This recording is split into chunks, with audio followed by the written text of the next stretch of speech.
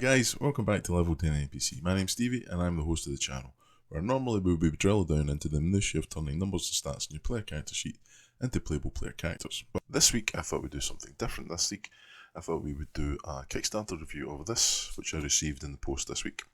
This is Tomb of the Colossus Gods by lionbannergames. I'm a big fan of 5th edition, and ironically as it turns out, I'm a big fan of third-party content, especially if this third-party content comes with a particularly exciting Kickstarter campaign, which lionbannergames did.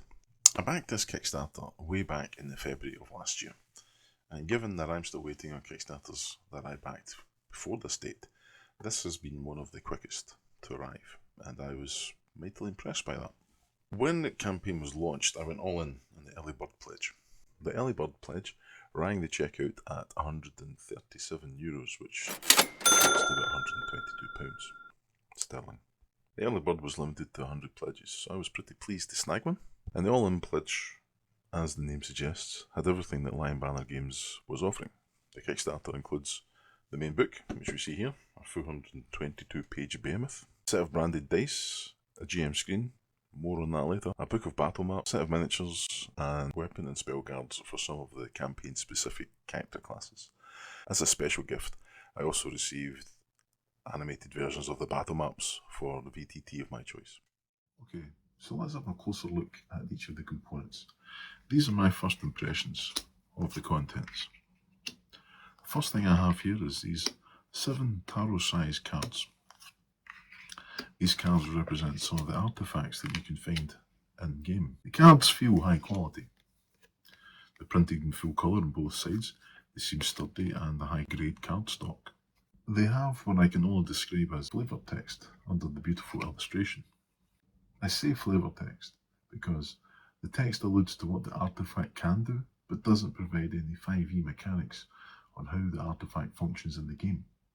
If this is meant to be handed out to a player as a reward for finding or acquiring this artifact, it's kind of redundant then to have to go looking in the book for the stats. Given the size of the card used, and that there can be a near infinitesimal amount of detail on a Magic the Gathering card, for instance, this seems kind of pointless, which is a shame. The next set of cards are again tarot-sized, but these cards actually have a purpose and use in the game. There are 41 cards in this deck. The first 15 are for a couple of new character classes that come with the campaign, the Disciple of Ruin and the Spectre. The rest of the deck is for the magic items that you will find in the campaign, which is great art on one side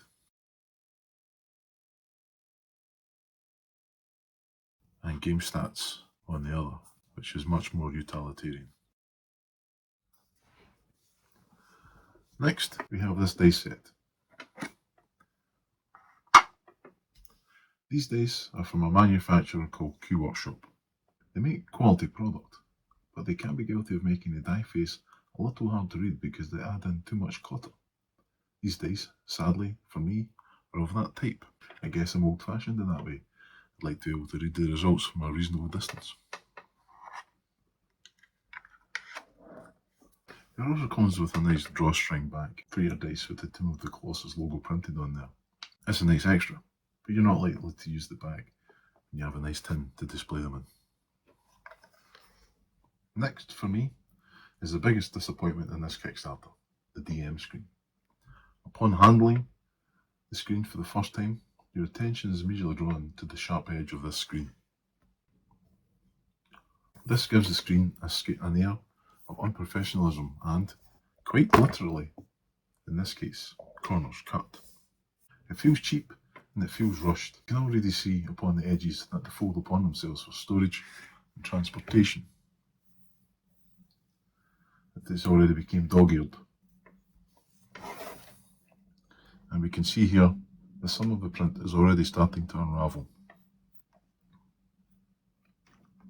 For contrast, here's a screen from the recent Auroboros Kickstarter.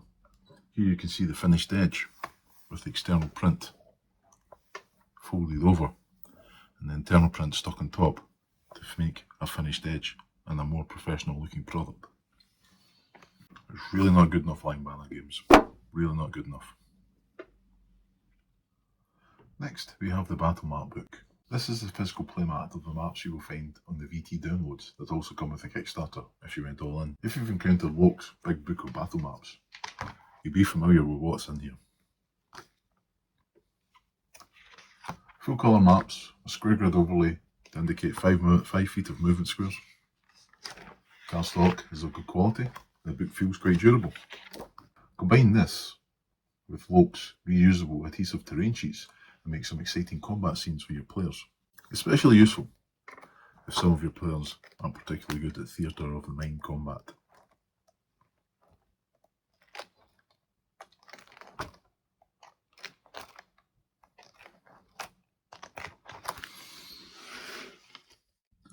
Next we have the miniatures that come with the Kickstarter.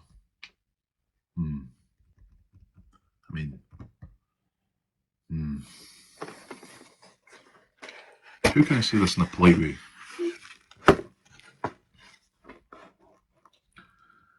These figures are basic as f***. This guy, the big bad, the mage Colossus. This guy, when I unwrapped him from the bubble wrap, was still tacky to the touch because the resin hadn't cured properly. Because that's what these are. These are 3D printed figures. Any of us could rustle these up if we had the STL files and a 3D printer at home of suitable high resolution. For 3D figures, they're pretty high resolution. I'll give them that. But listen, that's hollow inside. I think a lot of detail that they're trying to put on here will be lost if you try to undercoat these figures and paint them. Maybe if you were just to use a dark ink wash, it might make those features, the scales and scars upon the figures, pop. But I think it would be lost if you were to paint them in a traditional manner. Another subpar offering, I have to say. All in all, it feels like the stretch goals were a bit on the cheap side. What we have here, from my point of view, is a bad meal experience. By that I mean, if I were to go for a meal and one thing isn't right, it serves your perspective of the rest of the meal.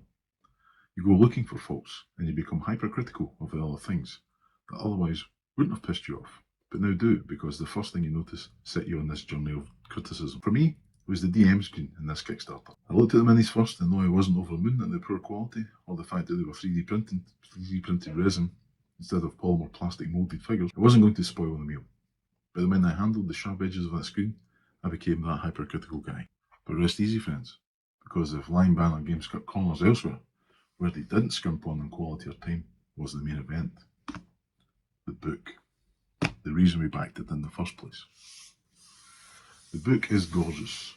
It looks like a tome that you might find in the necromancer's study. It gives off a vibe of foreboding, of enticing you to peer inside and unlock some of the mysteries of the deep that man was not meant to know.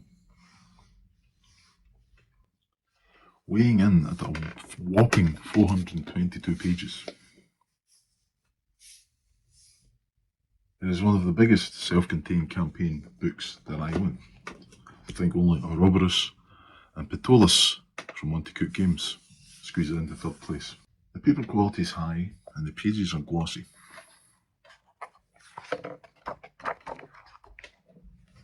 On a casual skim through, I can already see how the book is laid out to help the DM run Tomb of the Colossusgods.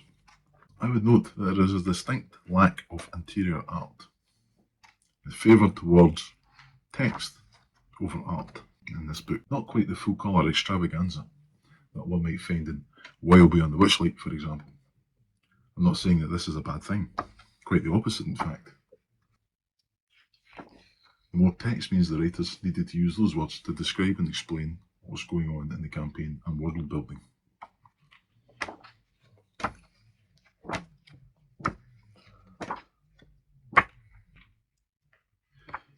It has a properly bound spine, as all good reference books should have, including a page ribbon, which is always a big tick in my box.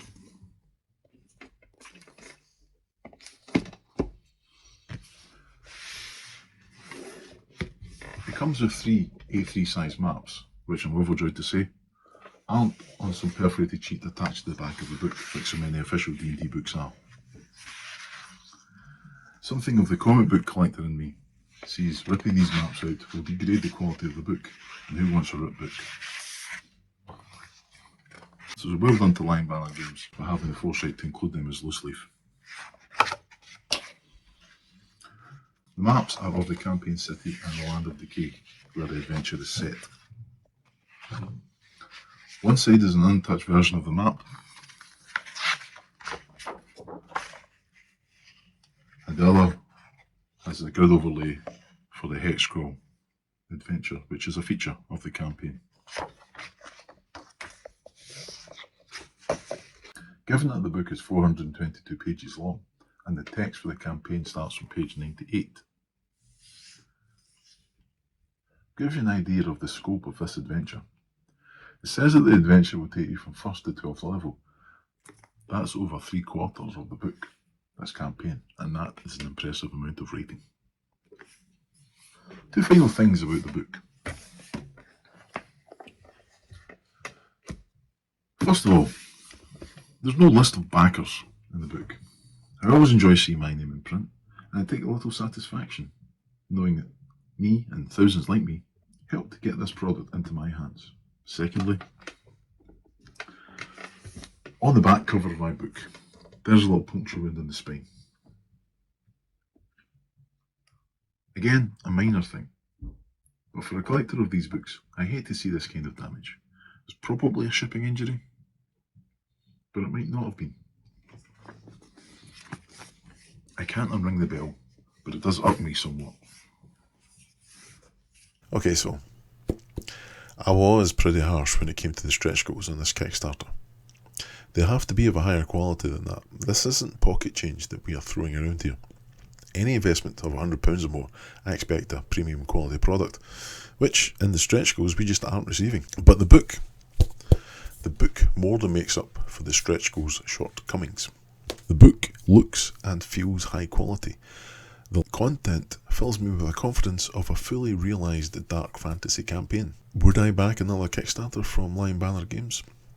Yes, I probably would. But I think I would just opt for the book. The stretch goals in this campaign have cured me of any FOMO I might be experiencing in any future campaigns. In this uncertain time of the OGL debacle, I wonder how many more creators are going to continue to make 5e content. I wonder how much longer this type of Kickstarter will be available to us, the consumers. I have a library full of third-party content. I'm a big fan of the system, and I'm a big fan of the creative geniuses that have taken the time and the courage to see their dream realised in book form. I applaud lionbannergames for getting this Kickstarter over the finish line, and I'm very, very happy with it. And I look forward to getting it to the table, and I look forward to seeing what lionbannergames brings us in the future. I've been Stevie, your host here at Level 10 NPC. I hope you enjoyed this review of the Kickstarter. If you did, please hit the like button, and if you'd like to see more of this type of video, please hit the subscribe button.